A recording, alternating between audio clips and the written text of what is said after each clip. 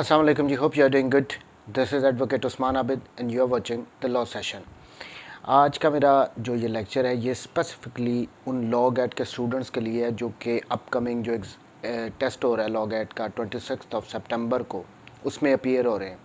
अब ये आज मैं कुछ इम्पोर्टेंट MCQs जो कि मैंने सिलेक्ट किए हैं कानून शहादत ऑर्डर से, सो मैं उन वो MCQs होंगे प्लस उनके साथ मैं उनको briefly as short as possible उनको थोड़ा थोड़ा एक्सप्लेन उन टर्म्स को करता जाऊंगा, क्योंकि अदरवाइज़ अगर रट्टा लगा के इन क्वेश्चंस को हम MCQs को करें तो बड़ा मुश्किल हो जाएगा, वहाँ जाके हम भूल भी सकते हैं। बट थोड़ा सा हमारे जहन में कॉन्सेप्ट क्लियर होना चाहिए किसी भी टर्म से related. For example what is estoppel, अब ये हमें इससे रिलेटेड अगर क्वेश्चन आते हैं तो हम टिक करेंगे। अगर हमारा कॉन्सेप्ट क्लियर होगा तो हम डेफिनेटली राइट आंसर पे टिक करेंगे। So as briefly as possible मैं थोड़ा थोड़ा एक्सप्लेन भी करता जाऊंगा। सो लेट्स स्टार्ट जी। Qanun Shahadat order important MCQs। Can a court allow to produce evidence obtained from modern devices, yes और नो? इसका आंसर है yes. Article 164 Qanun Shahadat order वो कहता है कि कोर्ट्स जो है मॉडर्न डिवाइसेस के थ्रू भी एविडेंस ले सकती है। मॉडर्न डिवाइसेस आजकल कौन सी हैं? For instance mobile phones, disks, computer, इनके थ्रू जो कैमराज हो गए, जो एविडेंस होती है वो एडमिसिबल है। Article 164। Facts admitted by the parties need number 1 A to be proved, B not to be proved, यानी जो फैक्ट्स एडमिट कर लिए गए हैं दूसरी पार्टी की तरफ से, क्या उनको प्रूव करने की ज़रूरत है? इसका आंसर है no, not to be proved. उनको हमें प्रूव करने की क्या ज़रूरत है? एक बंदे ने खुद ही एक फैक्ट को मान लिया कि ये जी हाँ इस तरह है, उसने एडमिशन कर लिया, तो उसको प्रूव करने की ज़रूरत नहीं रहती। What is the limitation on cross examination? अब क्रॉस एग्जामिनेशन पे क्या क्या लिमिटेशंस है? आंसर है इसके, ऑप्शंस हैं sorry, lengthy and irrelevant questions, लंबे लंबे सवाल पूछो, इररेलेवेंट सवाल पूछो। B insulting and annoying questions, indecent questions, गैर इखलाकी क्वेश्चंस उससे पूछो, उसको ऊपर अनॉय करने वाले क्वेश्चन पूछो। D all of the above, या ये सारे हैं? अब इसका आंसर है D all of the above, यानी जो क्रॉस एग्जामिनर ने जो दूसरे अपोजिट काउंसिल ने क्वेश्चन करने होते हैं वो ये नहीं होता कि वो गैर इखलाकी सवाल पूछने शुरू कर दे, खाम कई लंबे लंबे इररेलेवेंट सवाल पूछने शुरू कर दे। उस पर ये लिमिटेशन है। क्रॉस एग्जामिनेशन का मतलब ये है कि आप जो मर्ज़ी पूछो, लेकिन उस पर उसका मतलब ये भी नहीं लेना कि इनडिसेंट क्वेश्चन पूछने शुरू कर दो, लंबे लंबे फजूल किस्म के सवाल पूछने शुरू कर दो। तो इसका जवाब है ये D all of the above. ये होता है कि क्रॉस एग्जामिनेशन की लिमिटेशन क्या होती है। अब ये पहले होता है कि एग्जामिनेशन इन चीफ वो क्या करती है, वो जो पार्टी अपने विटनेस को लाती है वो उसका एक स्टेटमेंट लेती है, रिकॉर्ड करवाती है कोर्ट के सामने, उसको एग्जामिनेशन इन चीफ कहते हैं। उसके बाद जो अपोजिट काउंसिल होती है, जो मुखालिफ फ्रीक का वकील होता है, वो उस गवाह पे क्वेश्चन करता है, उसको उस पर जिरा करता है, इसको क्रॉस एग्जामिनेशन कहते हैं। अब इसके बाद अगर तो कोई ऐसी बात आ जाए जो विटनेस लेके आए थे उनकी फेवर में ना आ जाती हो, तो समटाइम्स वो कहते हैं कि हम इसको दोबारा री एग्जामिन करेंगे। सो वही पार्टी अपने गवाह से कुछ सवाल पूछती है, उसको री एग्जामिनेशन कहते हैं। नेक्स्ट क्वेश्चन भी री एग्जामिनेशन से है। Re examination is conducted by party who present witness opposite party by court. अब यहाँ पे इसका आंसर है ए, पार्टी हु प्रेजेंट विटनेस, यानी पहले एग्जामिनेशन इन चीफ, फिर उसके बाद क्रॉस एग्जामिनेशन। क्रॉस एग्जामिनेशन में अगर कोई बात ऐसी आ गई है जो पार्टी उस विटनेस को लेके आई थी उसी के खिलाफ जा रही है, तो वो री एग्जामिनेशन भी कर सकती है। तो वो जो पार्टी उस विटनेस को लेके आई है वही उससे सवाल पूछती है, इसको री एग्जामिनेशन कहते हैं। Next one, admissions are self harming and और सेल्फ सर्विंग और both of them. Self harming क्या होता है? यानी एडमिशंस, पहली बात तो ये सिविल केसेस में एडमिशंस किए जाते हैं। अब ये यहाँ पे कह रहे हैं कि जो एडमिशंस कोई जो पार्टी एडमिट कर रही है किसी बात को सिविल केस में, क्या वो सेल्फ हार्मिंग होंगे या सेल्फ सर्विंग होंगे? अब यहाँ पे इसका आंसर है बोथ। ये सेल्फ हार्मिंग भी हो सकते हैं और सेल्फ सर्विंग भी हो सकती हैं। एडमिशन कर रहा है ना, किसी बात को एडमिट कर रहा है, हो सकता है वो उसको एडमिट करना उसके फ़ायदे में हो, और हो सकता है उसने जो एडमिशन कर लिया है वो उसके नुकसान उसको हार्म करे, सेल्फ हार्मिंग भी हो। सो एडमिशंस सेल्फ हार्मिंग भी हो सकते हैं और सेल्फ सर्विंग भी हो सकते हैं। अब next question, confessions are self serving और सेल्फ हार्मिंग और बोथ ऑफ द अबव। अब जो कन्फेशन है, पहले बात तो ये हम क्लियर कर लें कि जो एडमिशन है ये सिविल केसेस में किया जाता है, ये ब्रॉडर टर्म है। अब जो कन्फेशन है वो क्रिमिनल केसेस में किया जाता है, और आप ये कह सकते हैं ये एडमिशन की ही एक ब्रांच है, उससे ये सिर्फ क्रिमिनल केसेस में किया जाता है। ब्रॉडर टर्म एडमिशन और उसकी शॉर्टर वर्जन जो क्रिमिनल केसेस में सिर्फ यूज़ होता है उसको कन्फेशन कहते हैं। अब कन्फेशन क्या होता है कि एक मुलज़म मैजिस्ट्रेट के पास जाके अपने गिल्ट को मानता है, वो वॉलंटरीली कहता है कि जी ये जुर्म मैंने किया है, इसको कन्फेशन कहते हैं। अब ये जो वो कन्फेशन कर रहा है ऑब्वियसली ये उसके लिए सेल्फ सर्विंग नहीं होगा, इसका उसको कोई फ़ायदा नहीं होना, इसका उसको नुकसान ही होना है। तो कन्फेशन हमेशा सेल्फ हार्मिंग होंगे और एडमिशन सेल्फ सर्विंग भी हो सकते हैं और सेल्फ हार्मिंग भी हो सकते हैं। Next one, what is the mode of proving hand writing. Hand writing को कैसे प्रूव किया जाता है। अब समटाइम्स क्वेश्चन ये राइज हो जाता है कि कोई डॉक्यूमेंट होता है जिस पे हैंड राइटिंग डिस्प्यूटेड होती है कि ये इसकी है या नहीं है। अब इसको प्रूव करने के कौन कौन से तरीके हैं। ऑप्शंस, बाई एडमिशन, यानी पहली बात अगर तो वो एडमिट कर ले जिसकी वो राइटिंग है, हैंड राइटिंग है, वो खुद ही कह दे कि जी मेरी राइटिंग है। इस तरीके से बाई एग्जामिनिंग द राइटर, या जिसने उसको वो लिखा है जिसकी हैंड राइटिंग है उसको एग्जामिन किया जाए। अब यहाँ पे मैं एक्सप्लेन कर दूँ कि उसको किसने एग्जामिन करना है। ये बेसिकली कोर्ट करती होती है।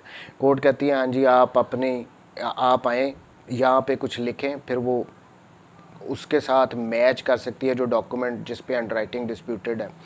तो वो तरीका बाई एक्सपर्ट ओपिनियन, या किसी जो हैंड राइटिंग एक्सपर्ट होते हैं उनके थ्रू हैंड राइटिंग को प्रूव करना है। D, all of the above, या इन सारे तरीक़ों से हैंड राइटिंग को प्रूव किया जा सकता है।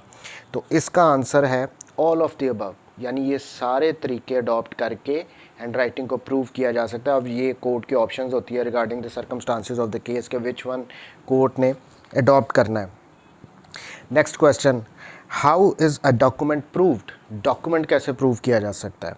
By primary evidence, by secondary evidence, और बाई बोथ ऑफ प्राइमरी और एंड सेकेंडरी, दोनों के थ्रू किया जा सकता है। अब इसको पहले तो समझते हैं कि प्राइमरी एंड सेकेंडरी होती क्या है। ये एक डॉक्यूमेंट है फॉर इंस्टेंस, अब इस पे कुछ लिखा हुआ है, अगर तो ये document as it is court में दिया जा रहा है कोर्ट की इंस्पेक्शन के लिए, तो ये प्राइमरी एविडेंस है क्योंकि ये ओरिजिनल फॉर्म में आप दे रहे हो।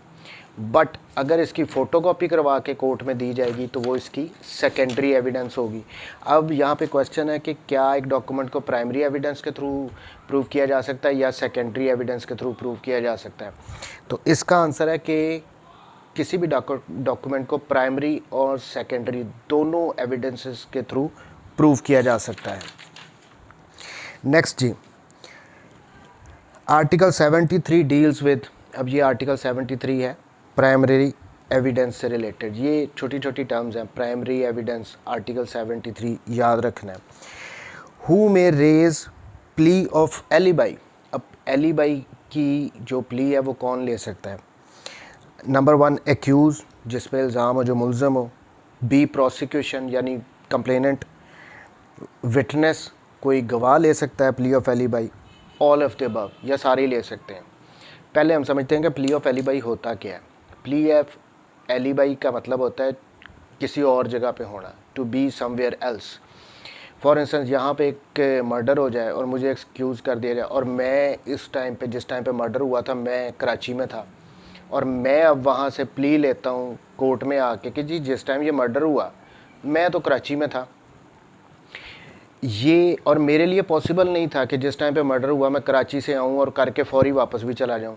सो इसको कहते हैं प्ली ऑफ एलिबाई। ये हमेशा उसी बंदे ने लेना होता है जिस पे इल्ज़ाम हो, जो एक्यूज़ हो। तो प्ली ऑफ एलिबाई हमेशा एक्यूज़ ने लेनी होती है जिस पे इल्ज़ाम हो, plea of alibi. Next question जी, The subject of refreshing memory is dealt within Article 152, 153, 154, 155. अब रिफ़्रेशिंग मेमोरी ये टर्म याद रखनी है, ये आर्टिकल 155 QSO में दी गई है। इसका मतलब क्या होता है रिफ़्रेशिंग मेमोरी? रिफ़्रेशिंग मेमोरी का मतलब होता है कि फॉर इंस्टेंस एक गवाह आता है। अब हमारे यहाँ जो सिस्टम चल रहा है, एक के मर्डर आज हुआ है, उसके विटनेसेस 2 साल बाद आते हैं। उसमें जो उनसे फॉर्मल विटनेसेस होते हैं, पुलिस वाले होते हैं, वो 2-2 साल बाद आते हैं और उन्होंने एक केस नहीं, उनके पास तो तफ्तीश में कितने कितने केस होते हैं। अब उनको हर केस का तो याद नहीं होता कि उस केस में क्या तफ्तीश हुई थी, उसमें क्या हुई थी। या गवाह कोई होते हैं, वो इतनी देर बाद अगर एविडेंस हो रही है तो ऑब्वियसली वो सारे फैक्ट्स स्लिप कर जाते हैं। तो वो अब कोर्ट से परमिशन ले लेते हैं कि हमें जी ये जो डॉक्यूमेंट है ये दिखाया जाए ताकि हमें याद आ जाए। ख़ास तौर पे ये जो से पुलिस वाले होते हैं, ये हमेशा अपने वहाँ पे डॉक्यूमेंट्स को मेमोरी को रिफ़्रेश करते हैं। फिर इनको वो अलाउ किया जाता है कि हाँ जी आप देख लें कि क्या क्या है। तो ये रिफ़्रेशिंग मेमोरी होता है article 155। Next one, which document is regarded as public document. अब पब्लिक डॉक्यूमेंट कौन से होते हैं? Documents forming acts, B public record of private documents, registered documents, all of the above, या ये सारे। अब ये सारे प्राइवेट डॉक्यूमेंट्स हैं। अब ये वो डॉक्यूमेंट्स होते हैं जिनकी हम सर्टिफाइड कॉपी लेते हैं। इनके अलावा अब ये आर्टिकल आई थिंक 71 में पब्लिक डॉक्यूमेंट्स को डिफ़ाइन किया गया है। सो वहाँ पे एक लिस्ट बताई गई है कि जो डॉक्यूमेंट्स पब्लिक डॉक्यूमेंट की कैटेगरी में फॉल करते हैं, हमें उस लिस्ट को याद रखना है। उसको आर्टिकल को निकालें, उसको पढ़ें कि कौन कौन से डॉक्यूमेंट्स हैं जो पब्लिक डॉक्यूमेंट्स कहलाएंगे उस लिस्ट के मुताबिक। उसके अलावा और कोई पब्लिक डॉक्यूमेंट नहीं होगा, हमारे पास कोई ऑप्शन नहीं है, हमें उस लिस्ट को याद करना पड़ेगा। Next, which article deals with the facts of which court can take judicial notice. अब ये कौन सा आर्टिकल है जो जुडिशल नोटिस से रिलेटेड है? ये आर्टिकल है 112। अब जुडिशल नोटिस होता क्या है कि कुछ बातें ऐसी होती हैं जिनका कोर्ट ने ऑटोमेटिकली खुद ही नोटिस ले लेना होता है, हमें ज़रूरत नहीं होती कि हम उसको प्रूव करना शुरू कर दें। अब फॉर इसकी एक मिसाल दूं कि ये आज सितंबर का महीना है, ये जज साहब को भी पता कि ये सितंबर का महीना है। अब वहाँ पे हम इस बात को प्रूव करना शुरू कर दें जी कि नहीं जज साहब ये महीना सितंबर का है, पिछला महीना अगस्त का था। सो ये आर्टिकल 112 को अगर पढ़ें तो वहाँ पे भी कुछ चीज़ें बताई गई हैं जिनका कोर्ट ने खुद ही नोटिस ले लेना होता है, हमने प्रूव करना नहीं शुरू कर देना होता। मसलन पब्लिक डॉक्यूमेंट्स हो गए, सर्टिफाइड कॉपीज़ होगी, कोई जजमेंट्स वगैरह हो गई, वो सारी लिस्ट उधर आर्टिकल 112 में दी गई है, उनका कोर्ट ने खुद ही जुडिशल नोटिस लेना होता है। Next one, what is the mode of admission?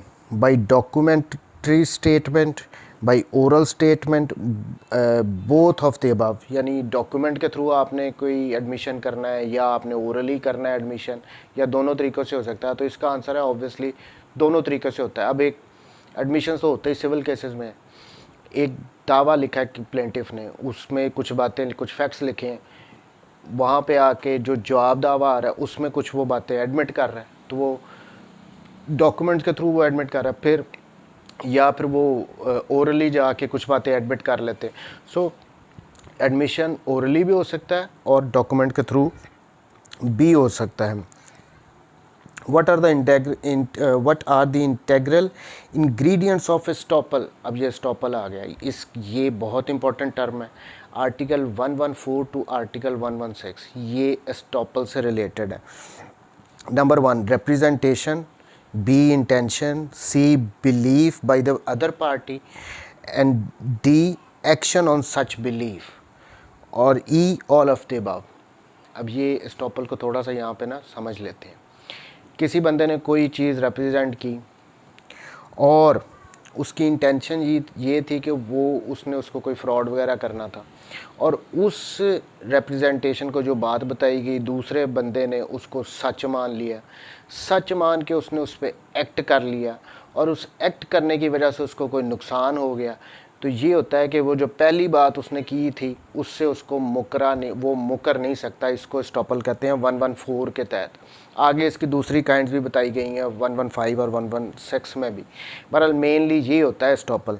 सो अब यहाँ पे रिप्रेजेंटेशन, मैं अगर किसी को कहता हूँ कि जी ये एक प्लॉट है, ये मेरा है, इसको ख़रीद लो, अब ये मैं झूठ बोल रहा हूँ, मुझे पता है ये प्लॉट मेरा ही नहीं है, और वो मेरी इस बात को सच मान के ख़रीद लेता है प्लॉट किसी तीसरे बंदे का, मैं पैसे लेके घर चला जाता हूँ। सो ये सारे representation, intention, belief by other party, दूसरी पार्टी ने मेरी बात पे यकीन किया और उस पर एक्शन भी कर लिया कि जी मुझे पैसे पूसे देंगे, तो ये वो पहली बात से मैं मुकर नहीं सकता हूँ, इसको एस्टॉपल कहते हैं। तो ये सारे इंग्रेडिएंट्स ही हैं एस्टॉपल के। Next question, what are the modes of refreshing memory, कि मेमोरी जो हमने ऑलरेडी पढ़ा था 115 का एक क्वेश्चन, कि इसको कैसे हम रिफ़्रेश करते हैं। By any writing written by witness himself, यानी विटनेस ने जो आया जो रिफ़्रेश उसने मेमोरी करनी है, उसने कोई चीज़ लिखी है। By any writing written by any other person, या किसी दूसरे बंदे ने कोई लिखा हुआ है उससे उसने करनी है। By referring to the copy of any document, या किसी डॉक्यूमेंट की कोई कॉपी है उससे रिलेटेड उसने करनी है। D all of the above, या सारों के थ्रू कर सकता है।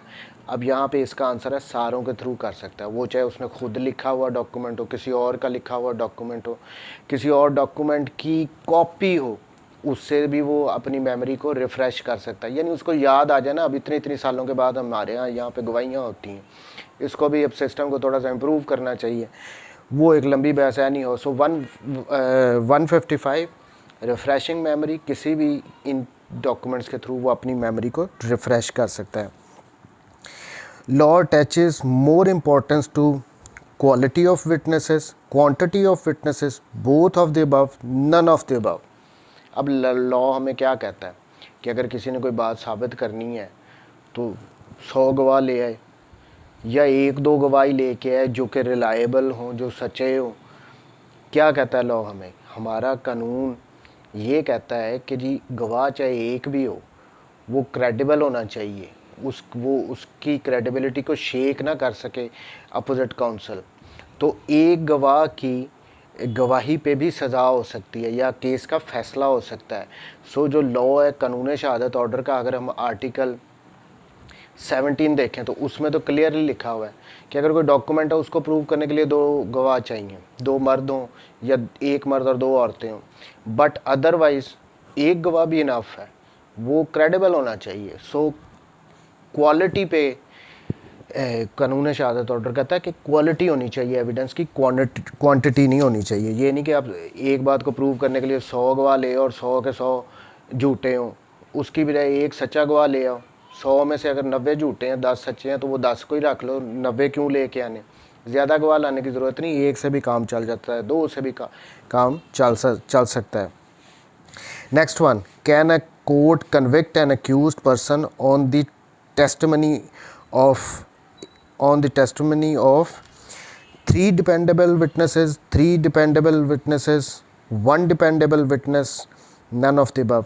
यानी कितने, अब इस क्वेश्चन में ये उसी का आगे सीक्वेंस है कि एक एक्यूज़ को कितने गवाहों की सज़ा पे गवाही पे सज़ा हो सकती है, 3 पे, 4 पे, 5 पे, 1 पे। तो इसका आंसर है 1 पे भी हो सकती है, एक गवाह भी इनफ है। अगर वो क्रेडिबल है, वो सच्चा है, तो एक गवाह की गवाही पे भी सज़ा हो सकती है। नेक्स्ट जी, if no evidence at all were given in a suit or proceedings the burden of proof would be on. यानी अब ये एक टेस्ट होता है कि बर्डन ऑफ प्रूफ हमने बहुत सुना है, ये बारे सबूत किस पे होता है।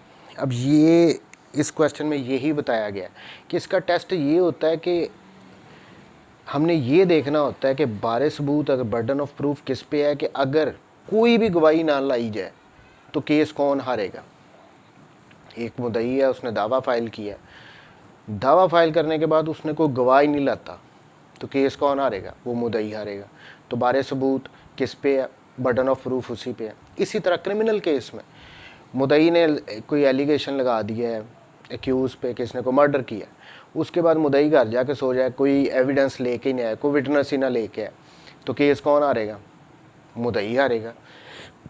वो तो एक्विट हो जाएगा कि कोई गवाही नहीं आई। तो यहाँ पे बर्डन ऑफ प्रूफ किस पे है? कंप्लेनेंट पे है, मुद्दई पे है। सो बारे सबूत हमेशा उस पे होता है। टेस्ट इसका यही है कि अगर कोई भी गवाही ना लाई गई तो केस कौन हारेगा? जो केस हारता है हारेगा, अगर गवाही नहीं आई तो उस पे बारे सबूत होता है। तो यहाँ पे इसका आंसर है the one who would fall as a result, who will fail as a result, यानी उस वो केस हार जाएगा, जो केस हार जाएगा उस पे होता है बारे सबूत अगर गवाहियाँ नहीं आई। Next question, examination in chief has been defined in article. अब एग्जामिनेशन इन चीफ का कौन सा आर्टिकल है, हम पहले वैसे डिस्कस तो कर चुके हैं कि जो गवाह को लेके आता है वो उसका पहले कोर्ट में गवाही, उसका स्टेटमेंट रिकॉर्ड करवाता है, इसको एग्जामिनेशन इन चीफ कहते हैं। ये article 132, examination in chief article 132। Leading questions is defined in the article of Qanun शहादत। अब लीडिंग क्वेश्चंस ये कौन से क्वेश्चंस होते हैं? लीडिंग क्वेश्चंस हमेशा क्रॉस एग्जामिनेशन में पूछे जाते हैं। लीडिंग क्वेश्चंस कभी भी एग्जामिनेशन इन चीफ में नहीं पूछे जाते। मसलन जो मेरा कोई केस चल रहा है, मैं एक विटनेस को लेके आया हूँ, अब उस विटनेस से मैं लीडिंग क्वेश्चन नहीं पूछूंगा, वो अपनी स्टेटमेंट खुद रिकॉर्ड करवाएगा कि हाँ जी ये हुआ, ये हुआ, ये हुआ, वो खुद बताएगा। अब लीडिंग क्वेश्चन जो हैं जिनके जवाब हम उससे उगलवाना चाहते हैं, वो हमेशा क्रॉस एग्जामिनेशन में मुखालिफ वकील कर सकता है। जिनका जवाब हाँ या ना में होना है, जिसका लीड कर रहे हैं, उसके मुंह में आप जवाब डाल रहे होते हैं, वो लीडिंग क्वेश्चंस होते हैं, वो हमेशा क्रॉस एग्जामिनेशन में पूछे जाते हैं। और इसका रेलेवेंट आर्टिकल है article 136, leading questions. Cross examination in chief 132 और leading question 136। Next, under Article 148, the court shall forbid any question which appears to the court as intended to insult, annoy, offensive or all of the above। यानी court रोक सकती है। अब question किसने करने होते हैं? जिरा किसने करनी होती है? क्रॉस एग्जामिनेशन में अपोजिट काउंसिल ने करनी है। वो ऐसे सवाल को रोक सकती है कोर्ट के आप ना पूछें जिसमें इंसल्ट कर रहे हो, नॉय कर रहे हो। हमने पहले भी वैसे ये क्वेश्चन किया है, ये उसी का पार्ट है। इस किस्म के क्वेश्चंस इंसल्ट करने वाले, नॉय करने वाले, ऑफेंसिव करने वाले, को गालियाँ वगैरह देने वाले, इस किस्म के जिससे ऑफेंड हो रहा हो, लैंग्वेज आप बैड यूज़ कर रहे हो, इस किस्म के क्वेश्चंस आप नहीं पूछने चाहिए। ये कोर्ट वैसे ही रोक देती है कि जी ना पूछें। So all of the above, इस किस्म के। नेक्स्ट क्वेश्चन जी, opinion of experts on their subjects of expertise in order to assist a court in forming an opinion is, क्या ये relevant है, irrelevant है, extra fact है और all of the above है? opinion of expert क्या होती है? यानी किसी बंदे को जिसकी एक्सपर्टीज़ है किसी फील्ड में, मसलन हैंड राइटिंग एक्सपर्ट आ गया, इसकी एग्जांपल लेके चलते हैं, वो जो ओपिनियन देते हैं वो रेलेवेंट होती है। कोर्ट ने उनको बुलाया होता है, पूछो जी बताओ जी कि क्या ये हैंड राइटिंग इनकी है या नहीं है। फिंगरप्रिंट एक्सपर्ट्स जो होते हैं, सो ये जो एक्सपर्ट्स होते हैं किसी भी फील्ड के, इनकी जो ओपिनियन होती है वो हमेशा रेलेवेंट होती है।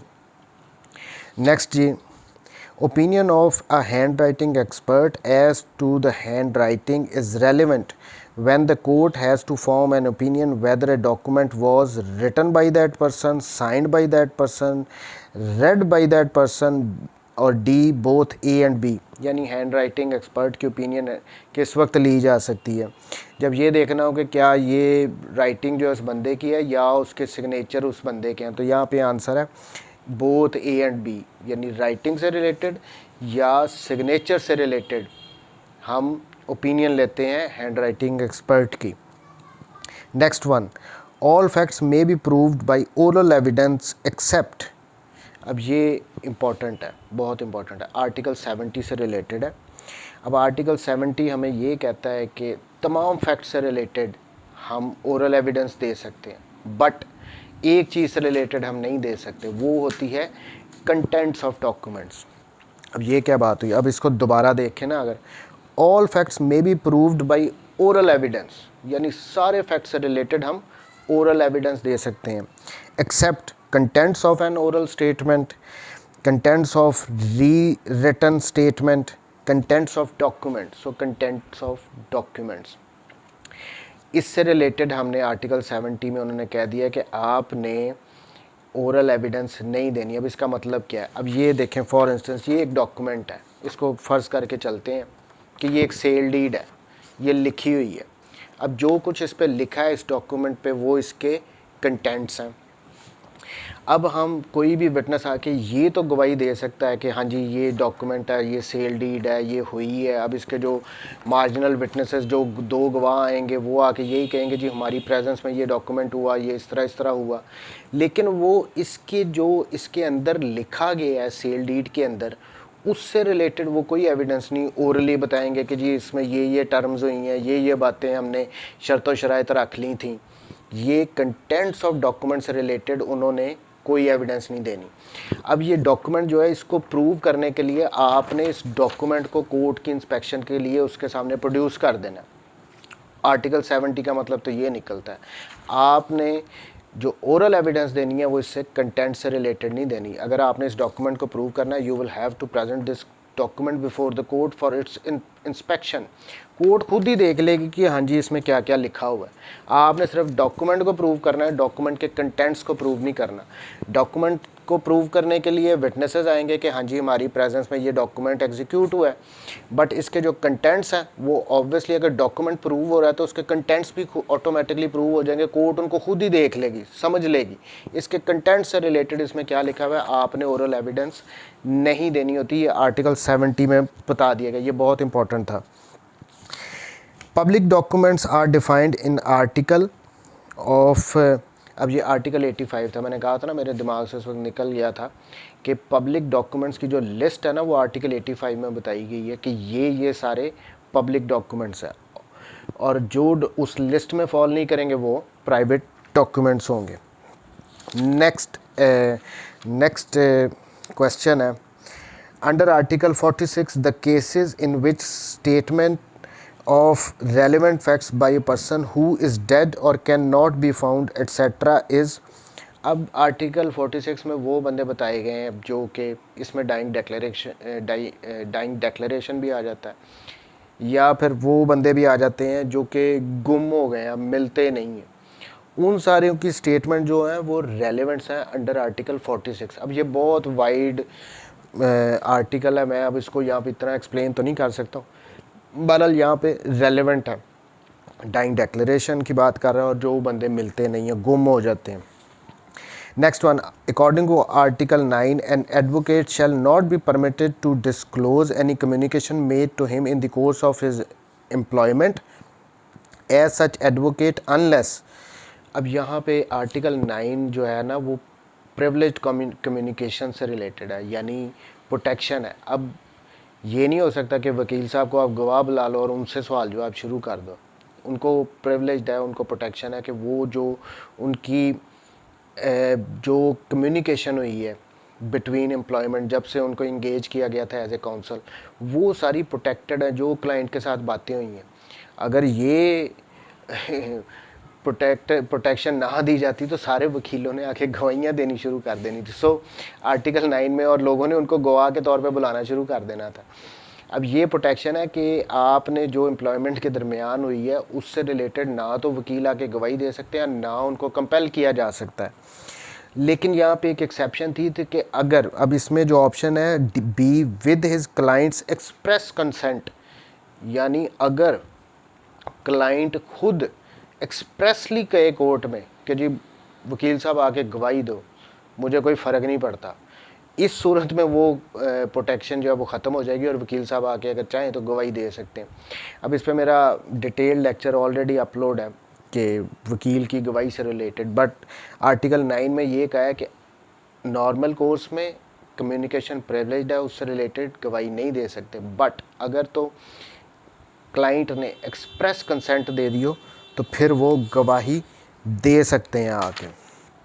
Next one, if a document is required by law to be attested it shall not be used as evidence until at least how many witnesses, attesting witnesses. अब ये आर्टिकल 17 में है कि एटलीस्ट 2 मेल बंदे उसको sign करेंगे, कोई भी डॉक्यूमेंट होगा, और अगर वो नहीं अवेलेबल तो 1 मर्द और 2 औरतें, ये रिक्वायरमेंट है। यहाँ पे ऑप्शंस में बी को हम टिक करेंगे कि 2 मेल जो उनसे बंदे होंगे वो उनके साइन होंगे, जिनको हाशिया गवाह कहते हैं डॉक्यूमेंट का।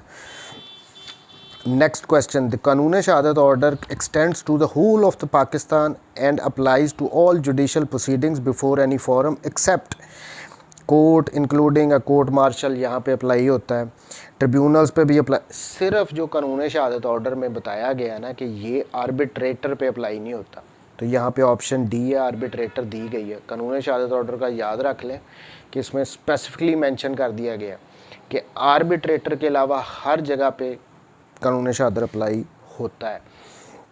नेक्स्ट क्वेश्चन, नो जज और magistrate shall be compelled to answer any question as to his own conduct in the court as judge or magistrate except upon। अब किसी जज की गवाही से रिलेटेड ये क्वेश्चन है कि क्या जज और मजिस्ट्रेट आके गवाही दे सकते हैं।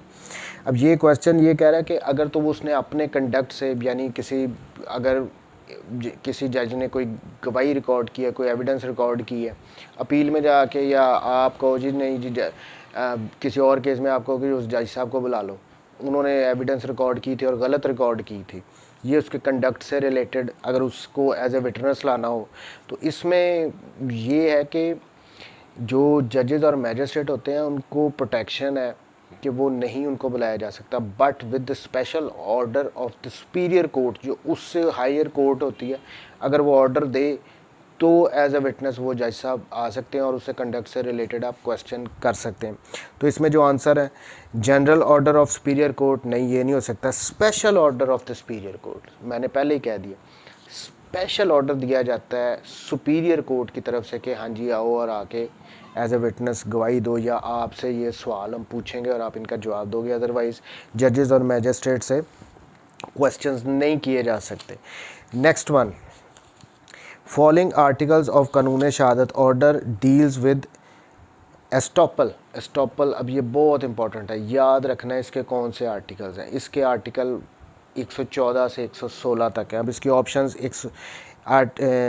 Option A article 111 to 113, article 114 to 116, अब यही राइट ऑप्शन है।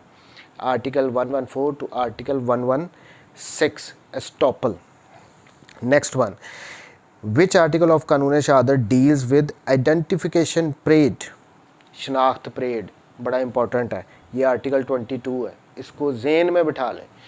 ये शनाख्त परेड तब करवाई जाती है, थोड़ा सा एक्सप्लेन कर दूं कि जब एक्यूज़ का पता ना हो कि कौन से हैं। हमने देखा नामालूम के ख़िलाफ़ कई दफ़ा FIRs हो जाती हैं।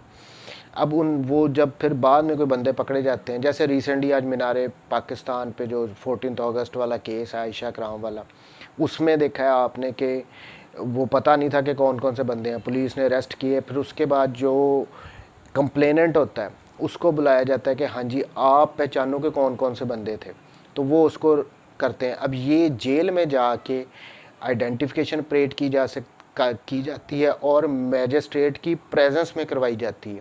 अब इसमें होता है कि एक जो बंदा है जिसको शनाख्त करवाना है, जो मुल्ज़म कह रहे हैं, उसके साथ 1 से लेकर 9 तक और मुख्तलिफ लोगों को खड़ा किया जाता है, और उसमें से जाके जो कंप्लेनेंट होता है उसने पहचानना होता है कि कौन सा बंदा है। तो ये शनाख्त परेड होती है। ये आर्टिकल 22 बहुत इंपॉर्टेंट है। नेक्स्ट वन, नो मैजिस्ट्रेट और पुलिस ऑफिसर शैल बी। अब इसकी ऑप्शंस हैं permitted, partially permitted, compelled, none of the above, to disclose regarding the source of information. अब ये बड़ा इंपॉर्टेंट है कि ये स्पाई से रिलेटेड है। जासूस मुखबर नहीं होते पुलिस के, रेवेन्यू ऑफिसर्स के, मैजिस्ट्रेट्स के, जो किसी जुर्म के होने से रिलेटेड बताते हैं। स्पेशली जो मंशियात वगैरह के केसेस होते हैं उनमें आप अगर FIR भी देखें तो उसमें ऊपर ही लिखा होता है मुखबर की इतला को मोतबर जानते हुए हम वहाँ पहुँचे, रेड किया और ये मंशियात बरामद कर ली। तो ये उस स्पाई से रिलेटेड। अब इसमें कंपेल नहीं किया जा सकता किसी भी पुलिस ऑफिसर को, किसी भी मजिस्ट्रेट को जिसको कोई इतला दी गई हो, किसी बंदे ने दी हो, किसी मुखबर ने दी हो, किसी जासूस ने दी हो, वो अपना सोर्स डिस्क्लोज़ नहीं कर सकता। आप उसको कंपेल नहीं कर सकते कि फॉर इंस्टेंस मंशियात का केस है, पुलिस वाले को आपने पकड़ लिया है, उस पर सवाल शुरू कर दिए, बताओ किसने बताया, उसका नाम क्या, वो कहाँ रहता है, ये सवाल नहीं किए जा सकते, ये मना है, उसको कंपेल आप कर ही नहीं सकते। तो कंपेल नहीं कर सकते, ये था इसका। Next question, under article 15 a witness is dash from answering any question relevant to matter in issue on the ground that answer to such question may incriminate him. अब ये आर्टिकल 15 में ये बताया गया था कि कोई भी विटनेस, उससे अगर कोई सवाल पूछा जाए तो वो ये एक्सक्यूज़ नहीं ले सकता कि जी मैं इस सवाल का जवाब नहीं देता हूँ, अगर मैं इसका जवाब दूंगा तो मैं खुद फंस जाऊंगा, मेरे खिलाफ कार्रवाई शुरू हो जाएगी। तो ये आर्टिकल 15 में था कि वो ये एक्सक्यूज़ नहीं ले सकता। अब इस क्वेश्चन में भी जो आंसर्स हैं under article 15 of witness is not excuse, यानी उसको वो एक्सक्यूज़ नहीं है, वो उसकी ये बात नहीं मानी जाएगी, उसको जवाब देना पड़ेगा जो उससे सवाल किया जाता है, बेशक वो खुद भी उस पर लगता हो, वो ये उसने ऑब्जेक्शन नहीं उन्हें लेनी।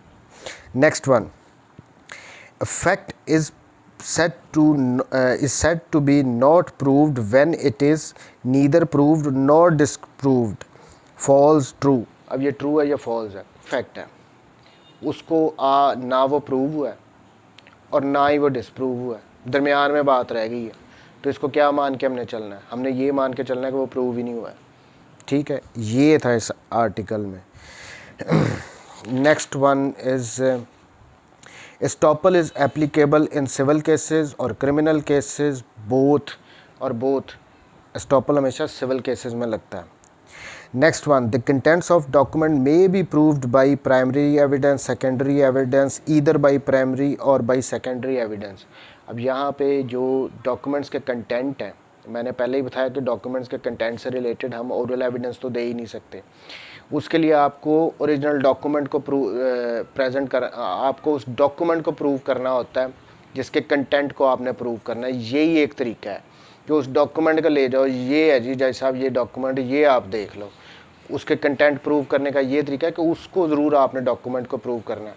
अब वो ओरिजिनल भी हो सकता है, उसकी फ़ोटोकॉपी भी हो सकता है। कानून शहादत ऑर्डर में तो ये लिखा है कि ईदर प्राइमरी एविडेंस अगर ओरिजिनल है और सेकेंडरी एविडेंस अगर वो उसकी फ़ोटोकॉपी ओरिजिनल नहीं है, तो या तो आप उसको प्राइमरी एविडेंस से कर सकते हो या सेकेंडरी एविडेंस से प्रूव कर सकते हो। Next one, which of these impressions if removed then confession become relevant, inducement, threat, promise, D, all, any of the above. अब ये कन्फेशन जो होता है ना, ये याद रखें, इसको वॉलंटेरिली होना चाहिए, वो अपनी मर्ज़ी से कन्फेशन करने हैं। ये ना हो कि उसको कोई इंड्यूसमेंट, कोई लालच दे दो, कोई थ्रेट दे दो।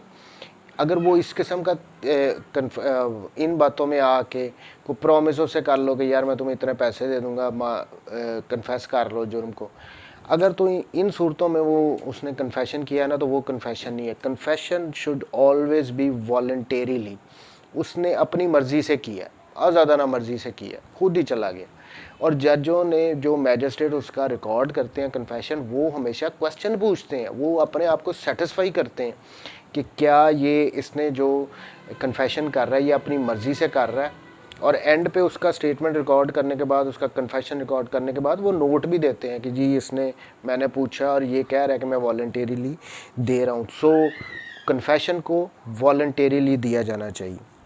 Next question, the age of the person who understands the questions put to him and gives rational answers to them to testify as a witness will be 17 साल का बंदा होगा जिसको आप सवाल पूछोगे और उसका वो जवाब दे सकेगा, या 15 साल का होगा, या 18 साल का होगा, या किसी भी एज का होगा। तो यहाँ पे आंसर है किसी भी एज का, any as.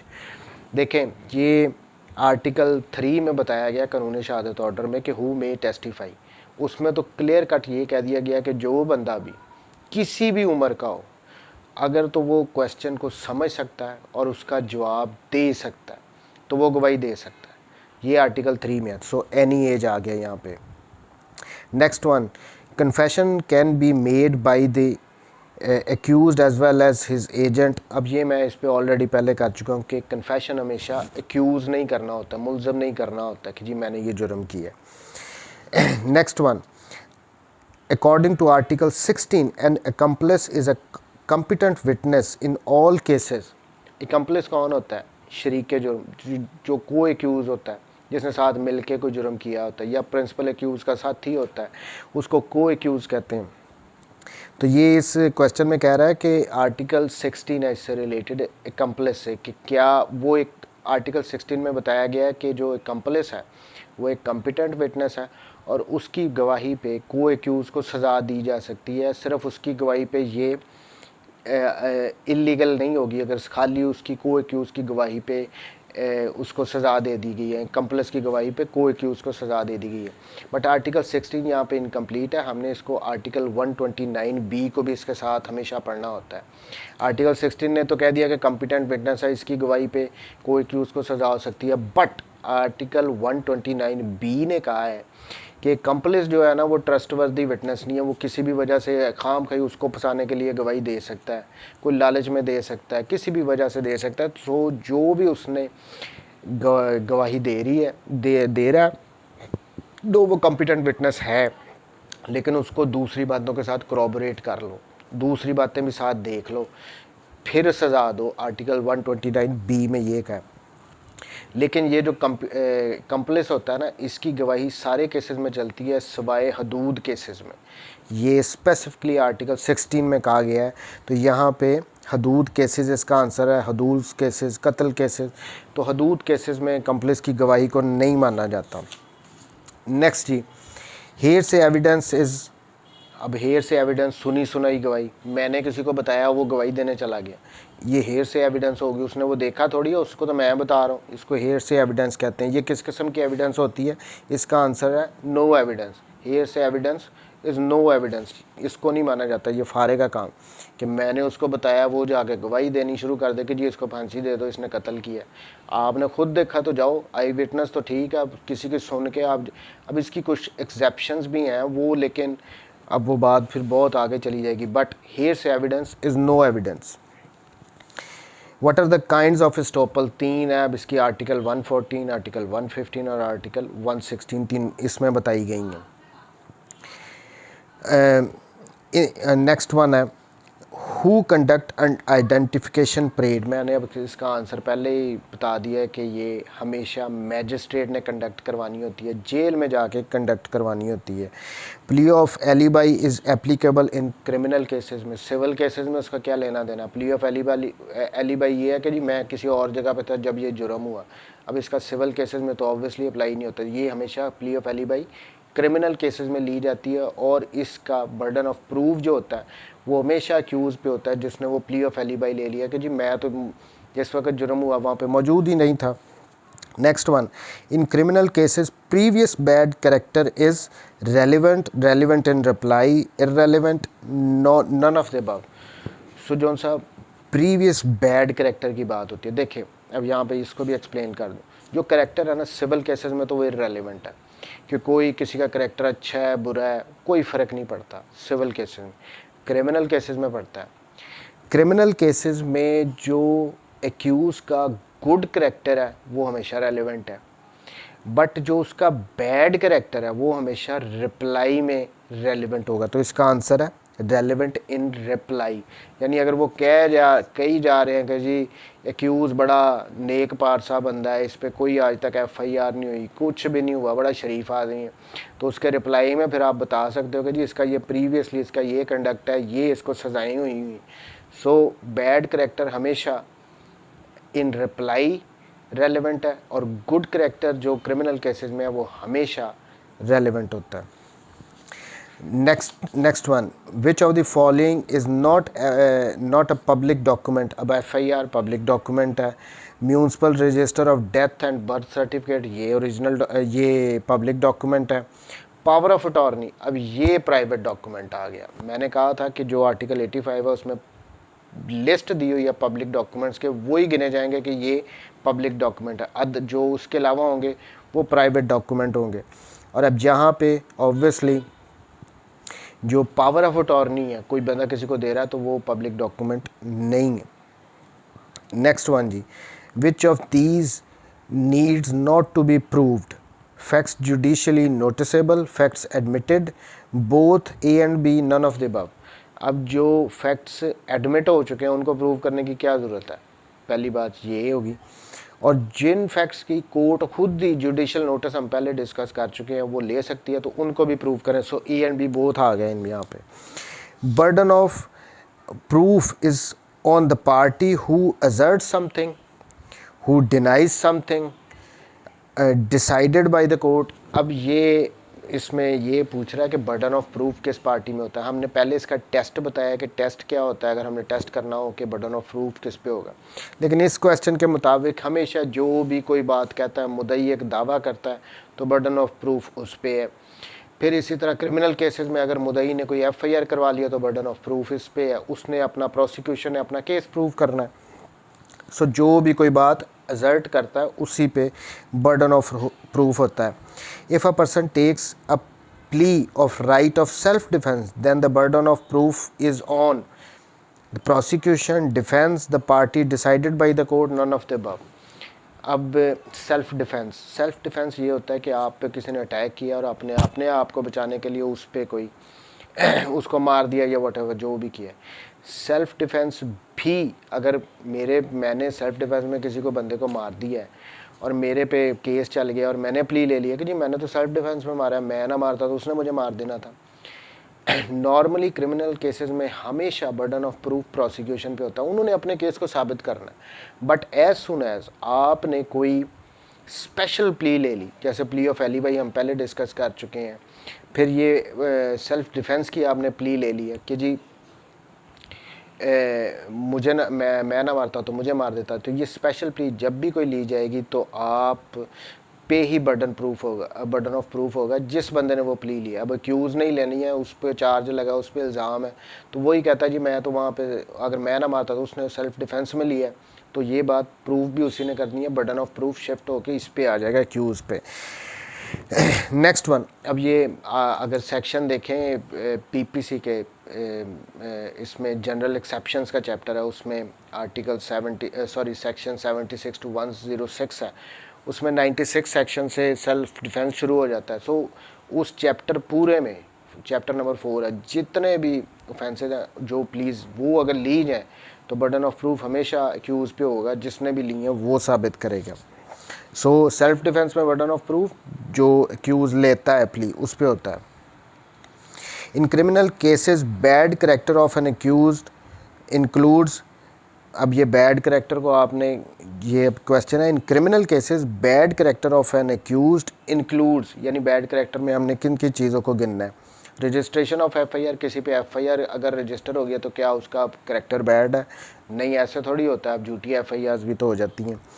Conviction of accused, किसी बंदे को सज़ा होगी हो तो क्या वो सज़ा उसकी बैड करेक्टर में गिनी जाएगी? ये राइट आंसर है।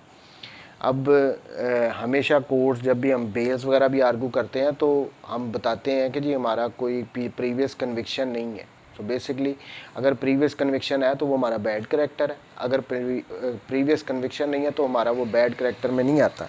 सो कन्विक्शन ऑफ द एक्यूज्ड, अगर पीछे सज़ा हुई है तो वो बैड करेक्टर उसका गिना जाएगा।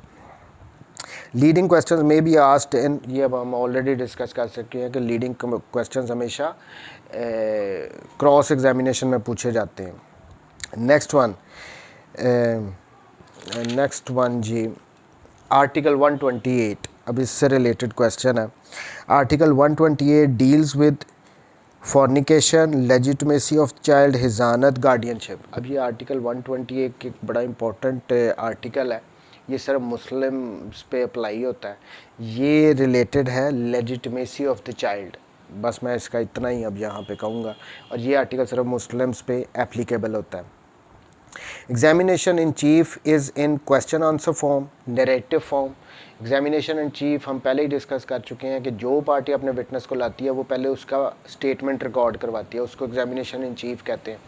ये हमेशा नरेटिव फॉर्म में होती है, यानी वो खुद ही बताता है। मैंने पहले भी कहा है कि वो खुद ही बताना शुरू हो जाता है कि नहीं मैंने ये देखा, ये हुआ, ये तो। सो ये हमेशा स्टोरी की तरह होता है, ये नरेटिव फॉर्म में होता है। बट जो क्रॉस एग्जामिनेशन है होता है वो हमेशा क्वेश्चन आंसर फॉर्म में होता है, क्योंकि मुखालिफ वकील सवाल पूछता है और फिर विटनेस उसका जवाब देता है।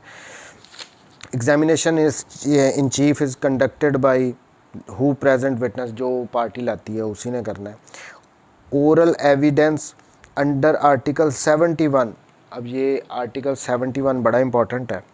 इसमें कहते हैं कि oral evidence must be direct, may be direct, both of the above, none of the above. जो ओरल एविडेंस है ना उसको हमेशा डायरेक्ट होना चाहिए, must be direct. Article 71 oral evidence must be direct. अब इसका क्या मतलब हुआ कि यार मैंने जो देख रहा हूँ ना, मैंने जो गवाही देने जा रहा हूँ मैंने उसको देखा भी है। अब मैंने वो पहले एक एग्जांपल हमने दी थी, मैंने उसको बताया बी को कि जी वहाँ पे सी ने मर्डर कर दिया, वो कोर्ट में जाके गवाही देना शुरू कर देगी मुझे उस्मान ने बताया कि जी सी ने मर्डर कर दिया। अब वो उसने सुनी सुनाई, hearsay evidence is no evidence. Oral evidence हमेशा डायरेक्ट होनी चाहिए। अब next one, QS 1984 was enforced on 26 October 1984। ये याद रखना है किस डेट पे इन्फोर्स हुआ, 26 अक्टूबर 1984। इस किस्म के छोटे छोटे क्वेश्चन वो पूछते हैं। Competency of a witness is described under article competency of a witness, ये आर्टिकल 3 में डिस्क्राइब किया, और आर्टिकल 17, ये 3 और 7 याद रखें। Article 17 number of witnesses, article 3 competency of the witness, यानी कोई भी बंदा आके गवाही दे सकता है अगर वो सवालों के सवालों को समझ सके और उनके जवाब दे सके। ये आर्टिकल 3 में था। Can a female appear as a witness in हदूद केसेस, जो हदूद केसेस हैं क्या उनमें एक फ़ीमेल आके गवाही दे सकती है? इसका आंसर सीधा ही है कि नहीं, सिर्फ मेल विटनेसेस होंगे। competency of a witness is determined by the parties, by the police, by the court। अब ये कोई विटनेस कम्पिटेंट है या नहीं कम्पिटेंट है ये किसने डिसाइड करना है? जो पार्टी विटनेस को लेके आ रही उसने तो नहीं करना, जो अपोजिट पार्टी है उसने भी नहीं डिटरमिन करना। ये हमेशा कोर्ट ने डिटरमिन करना होता है कि जो विटनेस आया वो क्या उसकी गवाही मैंने लेनी है या नहीं लेनी, क्या वो कम्पिटेंट है या नहीं। फॉर इंस्टेंस एक 16 साल के बच्चे को ले आए या 13-14 साल के बच्चे का, एक वो तो माइनर है 18 साल से कम है, वो आके गवाही देना चाहता है। अब ये किसने डिटरमिन करना है कि ये वो कम्पिटेंट विटनेस है? मुखालिफ वकील ने नहीं करना, जो लेके आया उसने नहीं, ये तो कोर्ट ने करना। कोर्ट उससे छोटे छोटे सवाल पूछेगी, आप कहाँ पे रहते हो, आपके घर का नंबर क्या है, ताकि कोर्ट ये जान सके कि ये क्वेश्चंस को समझ सकता है और उनके रैशनल आंसर्स दे सकता है। नेक्स्ट क्वेश्चन जी, article 17 deals with number of witnesses, हम ऑलरेडी कर सकते हैं। How many witnesses are required to prove theft liable to hadd. अब हदूद के अंडर थेफ्ट का अगर केस हो तो उसमें कितने विटनेसेस चाहिए? 2। और अगर हदूद के अंदर ज़िना बिल जबर का केस हो तो कितने विटनेस चाहिए? 4। थेफ्ट में 2, सिर्फ ज़िना बिल जबर में वहाँ पे हदूद ऑर्डिनेंस के अंदर 4 विटनेसेस चाहिए, वो भी मेल तज़कियतुश शहूद। उसके अलावा जितने भी थेफ्ट कज़फ वगैरह आ जाते हैं उनमें 2 विटनेसेस होते हैं। Evidence of an accomplice is acceptable in हदूद केसेस, नहीं ये हम ऑलरेडी आई थिंक कर चुके हैं कि हदूद केसेस में एक्म्प्लिस जो को एक्यूज़ के ख़िलाफ़ अब एक्म्प्लिस गवाही नहीं दे सकता। Next one, how many dummies shall be present at the time of identification parade, अब ये हम ऑलरेडी कर चुके हैं। 1 to 9 डमीज़ होती हैं जिनके दरमियान उस बंदे को खड़ा किया जाता है जिसको पहचानना होता है। और यहाँ पे एक और बात बता दूँ कि जौन सी आइडेंटिफिकेशन परेड होती है ना, ये जॉइंट नहीं की जा सकती, यानी ये नहीं हो सकता कि 1 to 9 जो बंदे खड़े हैं उनमें 3 आप मुलज़मों को इकट्ठा खड़ा कर दें, नहीं। वो जो 9 बंदे होंगे 1 to 9 डमीज़ होंगी उनमें एक मुलज़म होगा, वही शराकत परेड को मानी जाएगी। अब इस पर सुप्रीम कोर्ट की जजमेंट्स आ गई हैं कि जॉइंट आईडी परेड नहीं आपने कर देनी कि 9 में से 3 आप मुलज़म जिनको पहचानना वो तीनों इकट्ठे खड़े कर दो, नहीं। एक मुलज़म के लिए 9, फिर नेक्स्ट मुलज़म के लिए 9, फिर नेक्स्ट मुलज़म के लिए 9। सो 1 by 1 करना, जॉइंट आईडी परेड नहीं होती। What are the requirements, what are the required elements of dying declaration, ये आर्टिकल 46 है। Statement must be complete, statement must relate to the cause of death voluntarily. अब ये सारी इसकी रिक्वायरमेंट है कि वो उसकी कॉज ऑफ डेथ से रिलेटेड उसकी स्टेटमेंट होनी चाहिए और स्टेटमेंट को कंप्लीट होना चाहिए, तो ये दोनों आ जाएंगी। और वो स्टेटमेंट जो है वो वॉलंटेरीली दी जानी चाहिए। ऑब्वियसली अब जो डाइंग डिक्लेरेशन होता है मरता हुआ बंदा झूठ तो नहीं बोलता, बट इवन देन ये वॉलंटेरीली होनी चाहिए। नेक्स्ट क्वेश्चन जी, how many types of admissions are provided under QSO, I think ये पहले कर लिया। इसमें 3 काइंड्स हैं, आर्टिकल 31, 32 और 33 में। Next question, how many kinds of confessions are available in QSO। अब कन्फेशन की कितनी किस्में हैं? अब ये दो होती हैं, ये एक तो जुडिशल कन्फेशन जो कि आप मैजिस्ट्रेट के सामने जाके प्रॉपर करवाते हैं, वही माना जाता है, वही एडमिसिबल होता है। और दूसरा होता है एक्स्ट्रा जुडिशल कन्फेशन जो कि मैजिस्ट्रेट के अलावा किसी के भी सामने जाके आपने प्रॉपर फॉरम के अलावा किसी के सामने जाके कन्फेशन कर दिया, तो वो एक्स्ट्रा जुडिशल कन्फेशन होता है। जैसे पुलिस वाले करते हैं, पुलिस वालों के सामने आपने अगर कोई कन्फेशन कर लिया, वो एक्स्ट्रा जुडिशल कन्फेशन है। प्लस किसी और के सामने कर दिया, किसी दोस्त के सामने कर लिया, किसी थर्ड बंदे के सामने कर दिया। सो जो मैजिस्ट्रेट के सामने किया वो जुडिशल, अदरवाइज एक्स्ट्रा जुडिशल। और extra judicial confession is always a weak type of evidence, इसको corroborate करवाना ज़रूरी होता है। Next stage, what is the stage for recording judicial confession. Judicial confession किस स्टेज पे किया जा सकता है, तो ये किसी भी स्टेज पे किया जा सकता है। अब ये तो एक्यूज़ की मर्ज़ी है ना, अगर वो कन्फेशन करना चाहता है वो किस स्टेज पे करता है, वो शुरू में कर ले, एविडेंस के दरमियान में कर ले, एंड पे जाके करे, तो ये किसी भी स्टेज पे भी जुडिशल कन्फेशन किया जा सकता है। Burden of proof in criminal cases is on accuse prosecution. अब ये किस पे होता है, क्रिमिनल केसेस में हमेशा प्रोसिक्यूशन पे होता है, उन्होंने ही केस को साबित करना है, एक्यूज ने कुछ नहीं साबित करना होता। तो ये थे जी कुछ लीड इम्पोर्टेंट MCQs का कानून शहादत ऑर्डर के। मैंने होपफुली ये अब आपको हेल्प आउट करेंगे। अगर आपके कॉन्सेप्ट्स क्लियर होंगे तो डेफिनेटली आप राइट क्वेश्चंस, राइट आंसर्स को टिक करेंगे। थैंक यू वेरी मच जी, टेक केयर, अल्लाह हाफ़िज़।